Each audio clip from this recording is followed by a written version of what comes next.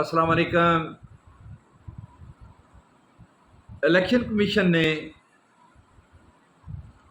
عمران خان اور فواد چودھری کے حوالے سے جو ایک کیس چل رہا تھا توہین عدالت کا، توہین الیکشن کمیشن کا، اس پہ فواد چودھری نے کل معافی مانگ لی ہے اور اس کا کیس اب علیحدہ کر دیا گیا ہے عمران خان کے کیس سے۔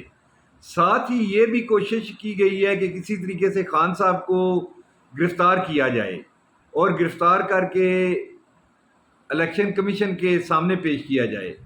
اس حوالے سے الیکشن کمیشن نے پولیس کو زبردست قسم کا تنقید کا نشانہ بنایا ہے اور ہدف تنقید بنانے کے بعد ان کی سرزنش بھی کی ہے کہ گرفتار کیوں نہیں کیا گیا، یہ سمن خود کیوں نہیں عمران خان کے ہاتھ میں کیوں نہیں دیے گئے۔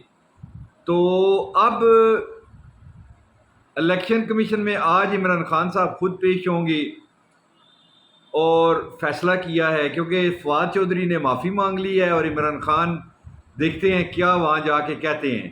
تو یہ صورتحال سامنے ہے جی۔ انٹرنیشنل میڈیا بھی اس پہ بہت زیادہ بول رہا ہے کہ الیکشن کمیشن، توشہ خانہ کیس اور ہر شعبے کے کیسوں کو سامنے رکھا جائے تو حکومت اور اس کے پیچھے چھپے ہوئے لوگ یہ چاہتے ہیں کہ کسی طریقے سے الیکشن سے پہلے خان کو ڈسکوالیفائی کیا جائے اور ڈسکوالیفائی کرنے کے بعد ان کے لیے الیکشن کے میدان میں آنا بہت آسان ہوگا۔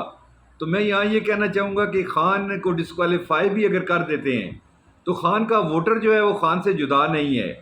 بلے کا انتخابی نشان جو ہے اسی کے اوپر بھی پوری قوم تجزیہ، آج بی بی سی اور وائس آف امریکہ کی جو نیوز کی ٹیمیں ہیں وہ اسلام آباد اور مختلف جگہوں پہ جائیں گی اور عوام سے پوچھیں گی کہ آیا وہ بلے کو ووٹ دیں گے یا کسی اور کو ووٹ دیں گے۔